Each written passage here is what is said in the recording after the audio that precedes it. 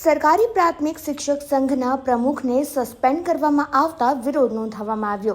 દિનેશ સાદડિયાને મદદનીશ શિક્ષક તરીકે સસ્પેન્ડ કરાતા વિરોધ કરવામાં આવ્યો. રાજકીય કિનાખોરી અને વ્યક્તિગત રાગદ્વેષ રાખીને સસ્પેન્ડ કરવામાં આવતા મોટી સંખ્યામાં શિક્ષકો એકત્ર થઈને વિરોધ નોંધાવ્યો હતો. જો કે દિનેશ સાદડિયાએ ગેરવર્તણૂક કર્યાની મહિલા કેળવણી નિરીક્ષકની 2 દિવસ પહેલા લેખિત ફરિયાદ આવી હતી, જે બાદ કોઈ પણ તપાસ વગર સસ્પેન્ડ કરવામાં આવ્યા છે. દિનેશભાઈ સદાસિયા જે સીઆરસી કોર્ડિનેટર હતા અને એના પ્રમુખ પણ છે, એમના વિરુદ્ધ ફરિયાદ આવેલી લેડીઝની અને લેખિતમાં પણ આવેલી. એના અનુસંધાને આદરણીય અમારા શાસનાધિકારી શ્રીએ વહીવટી કાર્યવાહી કરી છે. ફરિયાદમાં અમારા કેળવણી નિરીક્ષક છે પૂર્વીબેન ઉચાટ, એમની લેખિત ફરિયાદ હતી, અગાઉ પણ હતી. અને અગાઉ પણ આ દિનેશભાઈ ત્યાં હતા, એમને જ્યારે સીઆરસીમાંથી પાછા શિક્ષક તરીકે નિમણૂક થઈ હતી, એની પાછી સીઆરસીમાંથી એને શિક્ષક તરીકે પાછા મૂકી દીધા. આમ છતાં પણ જ્યારે પાછા એને સીઆરસી તરીકે નિયુક્તિ થઈ અને પછી પણ એમના વાણી અને વર્તનમાં હું એવું માનું છું કે સુધારો નહીં થયો હોય અને ફરી પાછી જ્યારે આ બેને ફરિયાદ કરી, એના અનુસંધાને વહીવટી શાસનાધિકારી શ્રી પગલાં લીધેલ છે.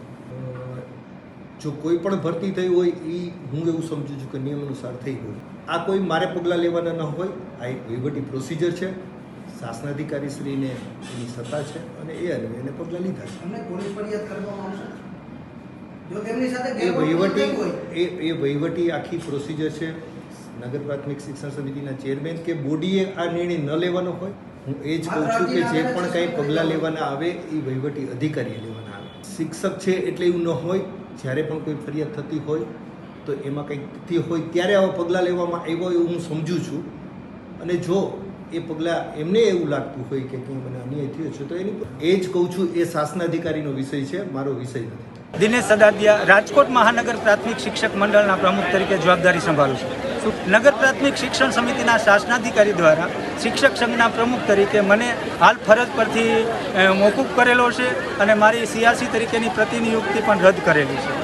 હાલના શાસનાધિકારી ઇન્ચાર્જ શાસનાધિકારી હોય એમની પાસે એવો કોઈ પાવર નથી કે મારી પ્રતિનિયુક્તિ પણ રદ કરી શકે અને મારો ફરજ મોકૂફનો હુકમ કરી શકે. જો એમને મારી પ્રતિનિયુક્તિ પણ રદ કરવી હોય તો મારી વડી કચેરીથી એમને મંજૂરી લેવી પડે અને ત્યારબાદ મારી સુનાવણી થયા પછી મારી પ્રતિનિયુક્તિ રદ કરી શકે. વાત રહી મારી ફરજ મોકૂફની, મારી ફરજ મોકૂફ કરતાં પહેલાં એમને નિયામક સાહેબની મંજૂરી લેવી પડે અને મારા ઉપર જે કાર્યવાહી કરવામાં આવેલી હોય અને મારે તમામ બાબતની સુનાવણી થવી જોઈએ અને ત્યારબાદ એ લોકો મને ફરજ મોકૂફ કરી શકે છે. આ તમામ બાબતની અંદર શાસનાધિકારી અને ચેરમેન સાહેબને એક ચોક્કસ મીડિયા ગ્રુપ દ્વારા છેલ્લા 15 દિવસથી ટાર્ગેટ બનાવી અને બ્લેકમેલિંગ કરવામાં આવે છે. અને આ બ્લેકમેલિંગના ભાગરૂપે અમારા ચેરમેન સાહેબ અને શાસનાધિકારીએ મને ફરજ મોકૂફનો હુકમ કરેલો છે. અને આ નગર પ્રાથમિક શિક્ષણ સમિતિના જે બધા કારોબારી સભ્યો છે, જે બોર્ડ મેમ્બરો 15 લોકો છે, એ લોકોએ પણ મારી ઉપર આક્ષેપ કર્યા છે કે બહેનોની વારંવાર ફરિયાદ આવે છે કે દિનેશભાઈ સંઘના પ્રમુખ તરીકે બહેનોને હેરાન કરે છે. બિલકુલ આ વાત તદ્દન ખોટી છે.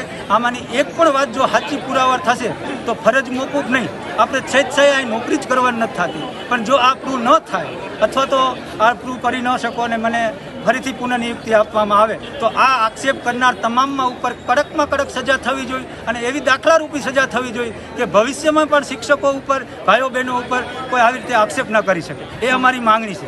આજે લોકો અમારી વડી કચેરી અમારા સાહેબને અમે આવેદનપત્ર આપવા માટે 1170 શિક્ષક ભાઈઓ બહેનો આજે કેમ્પસમાં ઊભા છે.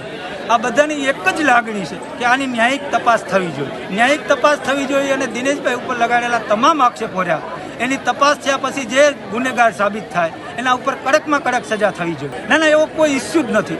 અમારો નગર પ્રાથમિક શિક્ષણ સમિતિ અમારો પરિવાર છે, પણ અમારા પરિવારના મોભી શાસનાધિકારી અને ચેરમેન સાહેબ ચોક્કસ મીડિયાના પ્રેશરથી, બ્લેકમેલિંગથી આ લોકો આ બધા નાટક કરી રહ્યા છે. અને આ નાટકનું બીજું કોઈ જ કારણ નથી.